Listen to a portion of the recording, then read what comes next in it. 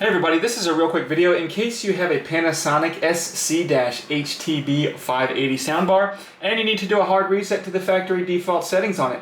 Now you're going to want to do this for one of two reasons. The first one is troubleshooting. If you're having any issues with this soundbar not connecting or not responding to button inputs or anything like that where it's not working and you're trying to get it fixed, a hard reset can fix a lot of those issues. The other reason you might want to do this is if for whatever reason you're just trying to get it back to the way it was when it came out of the box. We can do that really easily by just resetting everything to its factory defaults. All we need to do is make sure our soundbar is on. And once it's on, we're just going to go to the power button on the device and press and hold it for at least 4 seconds. And after that time, you'll see it will actually say reset on the display. Once you see reset on the display, you can go ahead and release the button.